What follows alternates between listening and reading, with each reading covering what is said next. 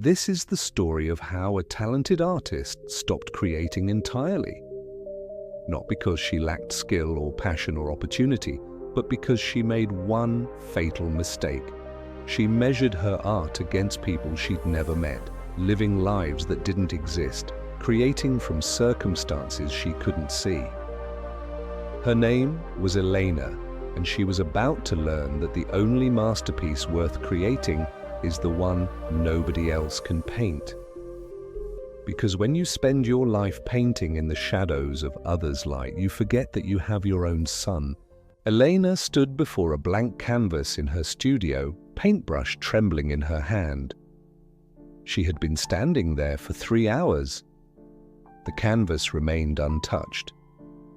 This wasn't artist's block in the traditional sense. Elena knew what she wanted to paint, could see it clearly in her mind. But every time she moved to make that first stroke, a voice in her head stopped her. It's not good enough. It won't look like theirs. Nobody will care. The walls of her studio told the story of how she'd gotten here.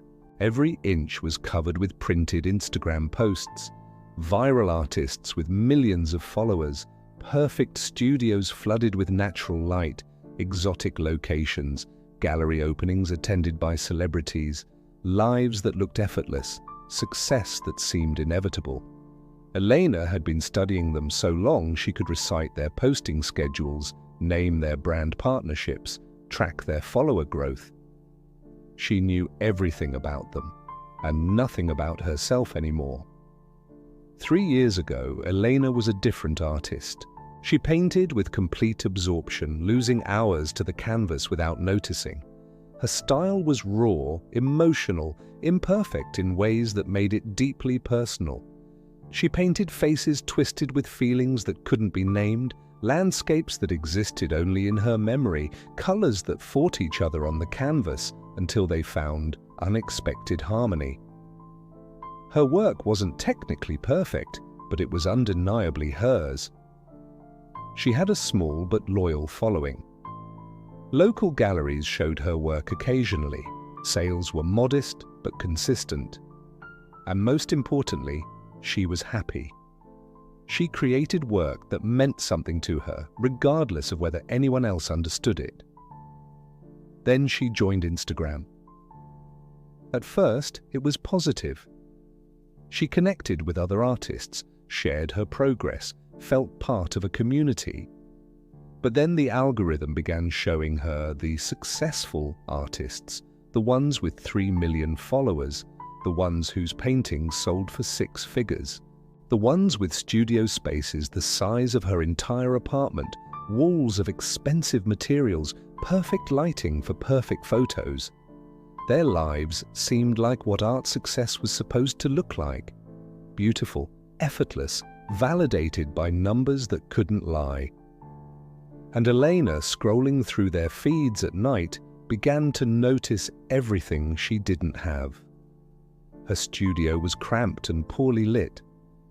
Her materials were limited by budget. Her following was in the hundreds, not millions. Her paintings, which had once seemed good enough, now looked amateurish next to what she saw online. The comparison started subtly. She'd post her work and wait for validation that never came. 47 likes felt like failure when viral artists got 47,000. She began spending more time scrolling than painting, studying what got engagement, analyzing what made something shareable.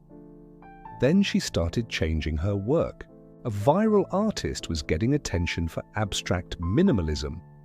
Elena abandoned the emotional portraits she loved and bought new canvases for geometric compositions. Another artist went viral with hyperrealism. Elena spent money she didn't have on materials to attempt photorealistic studies.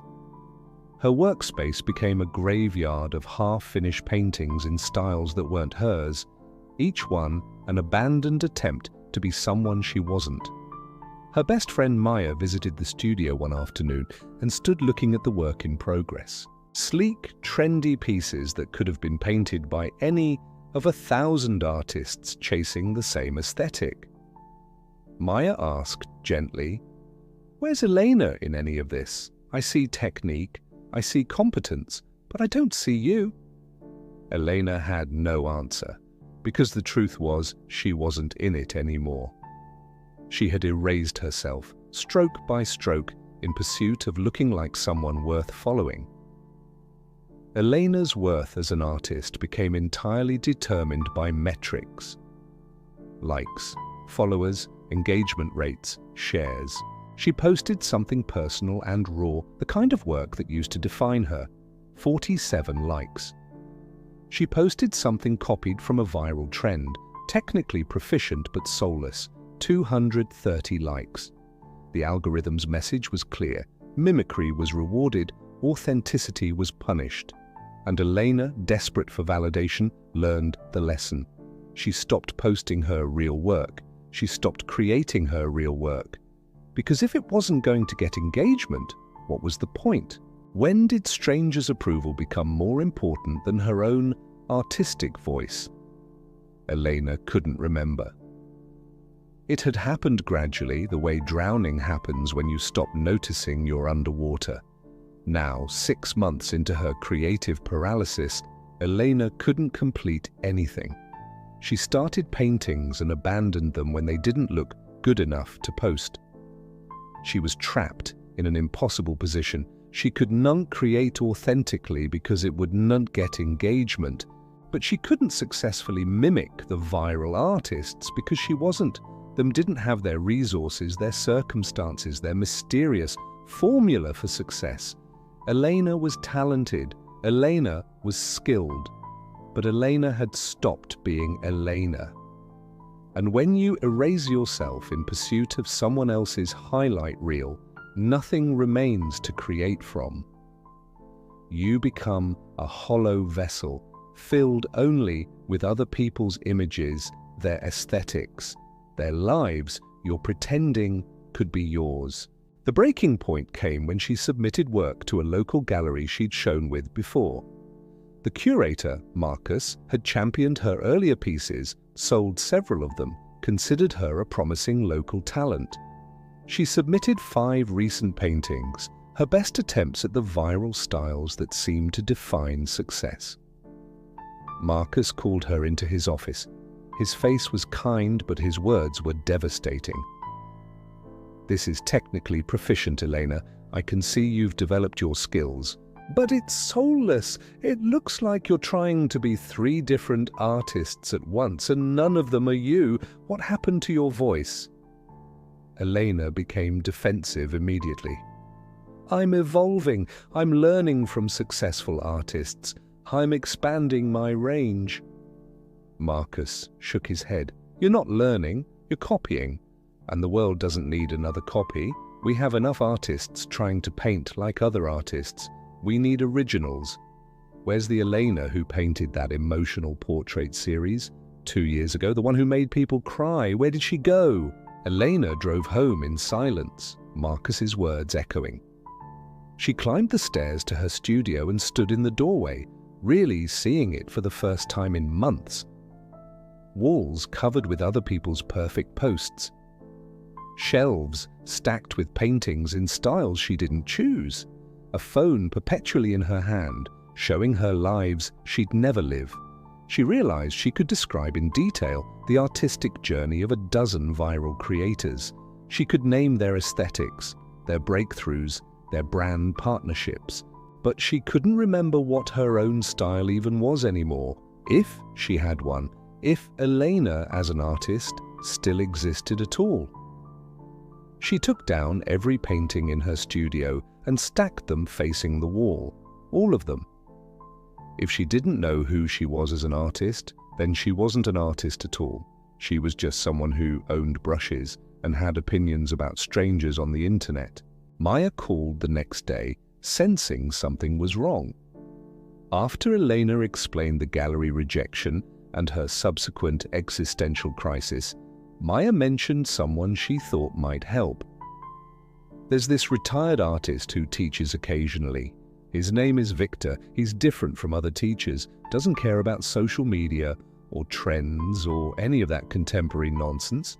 He lost his sight about 10 years ago, but he still teaches somehow. I think you should meet him." Elena was skeptical. "What can a blind person teach me about painting?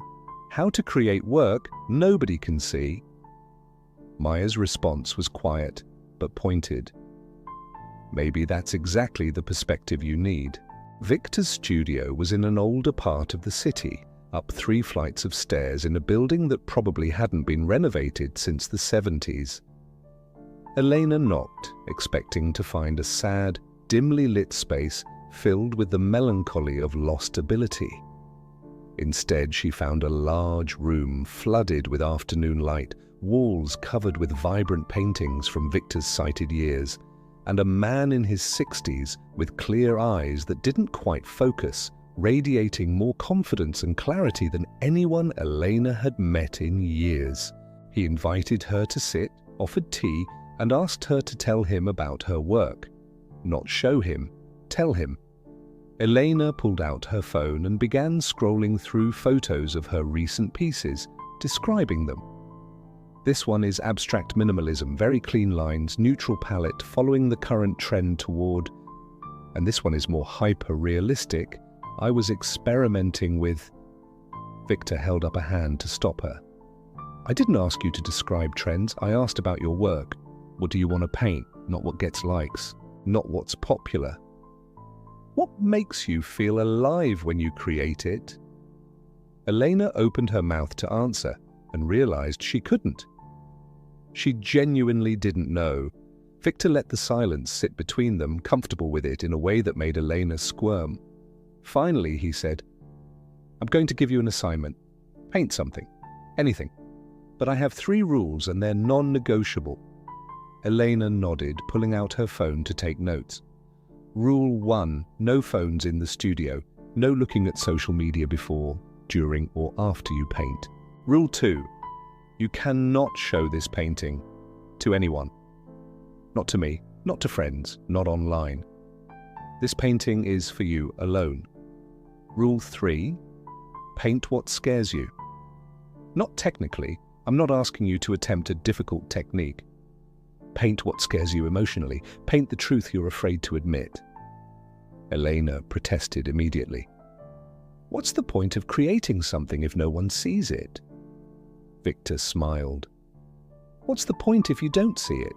Elena left Victor's studio frustrated and confused, but she decided to try the assignment, if only to prove it wouldn't work. She set up a canvas in her studio, deliberately left her phone in another room, and sat down to paint. Immediately, she felt naked without the phone. She reached for it habitually every few minutes, phantom limb syndrome, for her digital appendage. She tried to focus on the canvas, but her mind immediately started generating captions for the eventual Instagram post. Then she remembered, this isn't for posting. But if it's not for posting, what is it for? The question paralyzed her. She'd been creating for an audience for so long, she'd forgotten how to create for herself. She tried to paint, but every stroke felt wrong. This color won't photograph well, this composition isn't shareable, this subject isn't trendy. She stopped herself, trying to refocus on Victor's assignment. Paint what scares you emotionally. What scared her? The truth that she'd wasted 3 years, the fear that she had no authentic voice left, the terror that even if she found it, nobody would care. She put brush to canvas and tried to paint that fear. Nothing came. Her hand wouldn't move. She sat there for 2 hours, brush hovering over white canvas, unable to make a mark. She returned to Victor the next week, defeated. "I can't do it. I don't know how to paint without thinking about how it will be received." Victor asked her to sit, then told her his story. In his 30s, he explained, he was exactly like Elena. Obsessed with gallery reviews, consumed by comparison to other successful artists, constantly measuring his work against those who were getting more attention, selling more pieces, building bigger names. He was technically brilliant but emotionally blocked, creating work that critics praised for its skill, but that left viewers cold. He was successful on paper and miserable in reality. At 52, Victor was in a car accident that damaged his optic nerves. He lost his sight gradually over several months, watching the world dim and blur until it went dark completely. He expected his life as an artist to be over. He'd defined himself by his ability to see, to capture what he saw, to translate visual reality into paint on canvas. Without sight, what was he? The first year was devastating. He fell into deep depression, convinced he'd lost his identity along with his vision. But slowly, something unexpected happened. He began to heal. Not his eyes, but something deeper. He realized that losing his sight had freed him from the one thing that had always trapped him: comparison. He couldn't see other artists' work anymore, couldn't read reviews, couldn't scroll through galleries comparing his paintings to those getting more attention. The comparison that had poisoned his creativity for 3 decades simply became impossible. "I started working with sculpture," Victor explained, "creating through touch instead of sight. At first, it was rehabilitation, something to keep my hands busy, but then I realized something profound. I had no idea if what I was creating looked like anyone else's work. I couldn't see it, couldn't compare it, couldn't judge it by anything except how it felt under my hands, how it made me feel to create it. And that's when I found my actual voice. At 52, after 30 years of mimicking and comparing and trying to be someone I wasn't, blindness gave me what sight never could: freedom to be completely, authentically myself." Victor turned his unfocused gaze toward where Elena sat. "I can't see their paintings, the viral artists, the successful ones, the ones you're measuring yourself against. I can't see any of it. I can only feel your work. And when I touch these paintings you've shown me, I feel nothing. No joy, no pain, no Elena. Just technical competence in service of invisible judges you'll never please because they don't actually exist. You're painting shadows of others' light. You've become so focused on where they're standing that you've abandoned your own ground." He leaned forward. "What would you paint if you knew no one would ever see it? Answer that question honestly and you'll find your real work. Everything else is just performance." Victor gave Elena a new challenge: 1 month. Paint every day, but not for completion. No finished pieces, no posting, no sharing. Just daily practice of putting paint on canvas, exploring what wanted to emerge without judging it, without thinking about its value in the marketplace of attention. "Feed your soul, not the algorithm," Victor said. "Your unique voice is still in there, Elena. But it's starved. You've been feeding everyone else's expectations for 3 years. It's time to nourish yourself." Elena deleted Instagram from her phone. Not the account, she wasn't ready for that, but the app itself. The first 3 days felt like withdrawal. She reached for her phone constantly, looking for the app that wasn't there, feeling anxious about missing posts, about falling behind, about the viral artists moving forward while she stood still. But she painted. Awkwardly at first, everything she created looking wrong because it didn't look like the viral work. She painted something that felt honest and immediately wanted to delete it because it was not good enough to share. Then she remembered it's not for sharing. She left it, painted another the next day, did another the day 7, something shifted. Elena painted something angry, messy, technically rough by any standard she'd been holding herself to. Colors clashed, proportions were off. It looked nothing like what got engagement online, but for the first time in 3 years it felt real.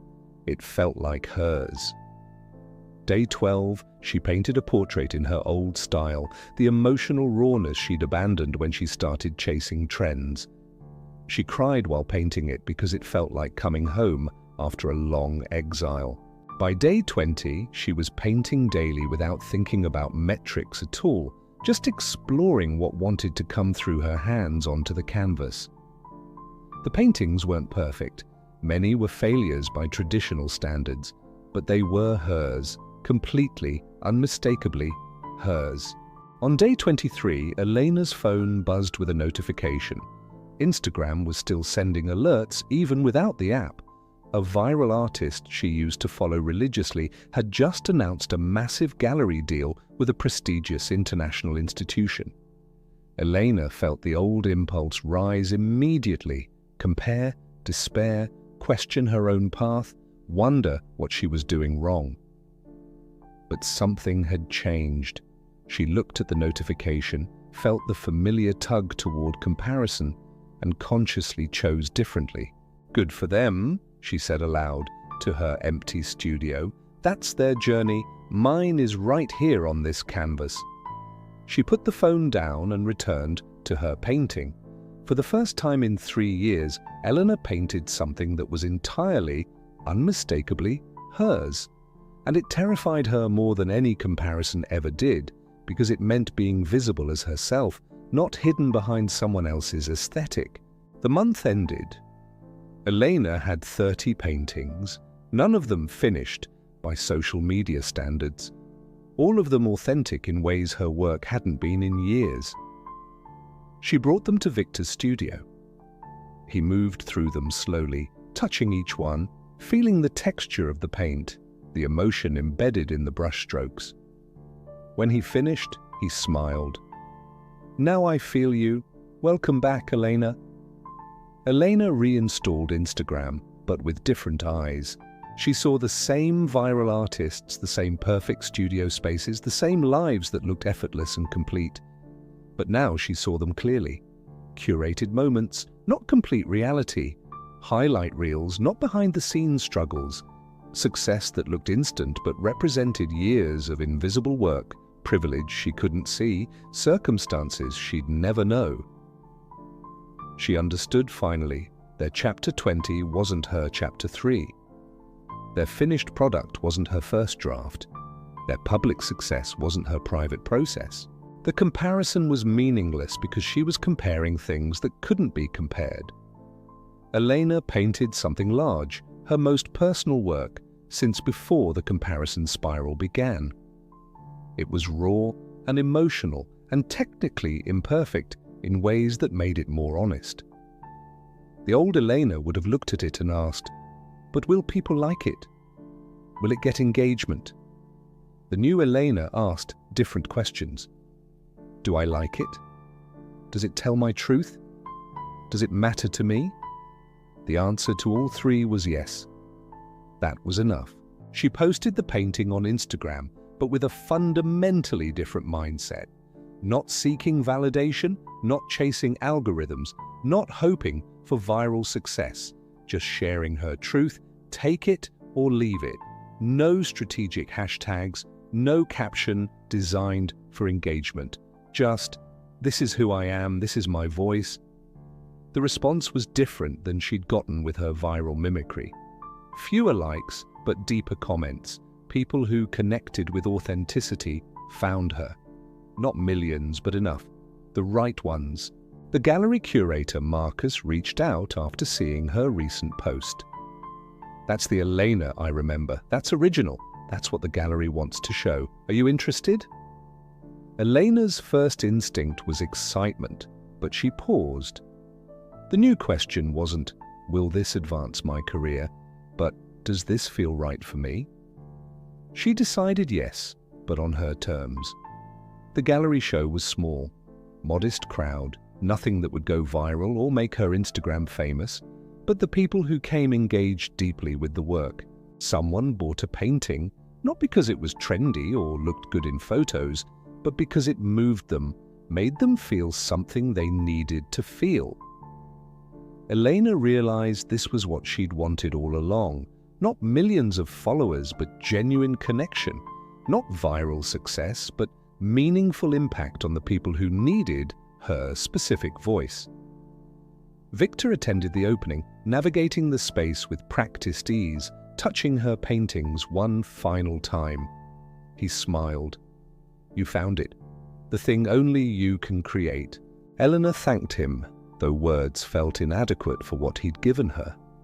He'd taught her that her limitations were her advantages, that what made her different was what made her matter, that the unique path wasn't just valid, it was the only path that actually belonged to her. Elena created a new statement for herself, not for social media, but for her own clarity. "I am not for everyone. My work is not universal. It's mine, and that's enough." She continued painting, continued growing, continued learning from other artists, but never again from a place of comparison. She looked at others' work for inspiration, not imitation. For appreciation, not aspiration, to be them. She understood now that the world didn't need another copy of anyone. The world needed the one thing only Elena could create. Elena's authentic voice.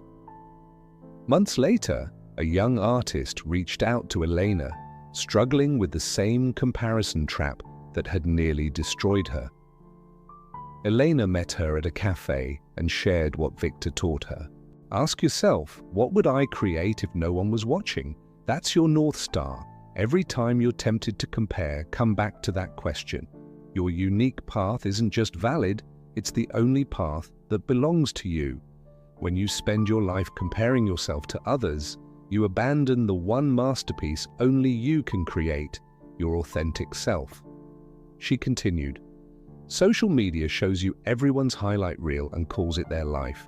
You're comparing your behind the scenes to their carefully edited fiction. You're running your race while watching someone else's victory lap. Stop. Focus on your canvas, not their feed. What makes you different is what makes you matter. You can't be them, so stop trying. Be the thing only you can be." The young artist asked the question Elena had once asked Victor. "But what if I paint my authentic work and nobody cares?" Elena smiled, remembering her own journey. "Then you'll have created something that's actually yours, something no one else could have made, something that might connect with exactly the person who needs it, even if that's just you, and that's infinitely more valuable than creating something viral that could have been made by anyone." Elena's studio looked different now. No more walls covered with other people's posts. Instead, her own work in progress, messy and alive. One sticky note on her easel said simply, "This is my race. These are my miles. This is enough." She painted almost every day, not from obligation or to feed an algorithm, but because it filled her with something that likes and followers never could, the joy of creating from her own truth. Elena didn't become famous. She didn't get millions of followers or gallery representation in major cities or any of the markers of success she'd once thought mattered. But she became free. Free from the comparison that had poisoned her creativity. Free from the need for strangers' validation. Free to create work that was completely, authentically hers, whether anyone else understood it or not. And that freedom, that return to her own voice, was the real masterpiece. Not the paintings on her wall, but the life she reclaimed when she stopped trying to live someone else's. What would you create? Who would you become? What would you attempt if you stopped measuring yourself against everyone else's curated highlights? What's the masterpiece you're not painting because you're too busy studying someone else's? The viral success you see online isn't the complete story. You're seeing their finished product, not their struggle. Their highlight reel, not their reality. Their chapter 20, not their chapter 1. The comparison is meaningless because you're comparing incomparable things. Your canvas is blank. Your path is uniquely yours. No one else can walk it. No one else can create what you're meant to create. The only question is, will you finally stop comparing and start creating? Will you paint in your own light, or keep living in the shadows of others. The choice, like the canvas, is yours. Make your mark.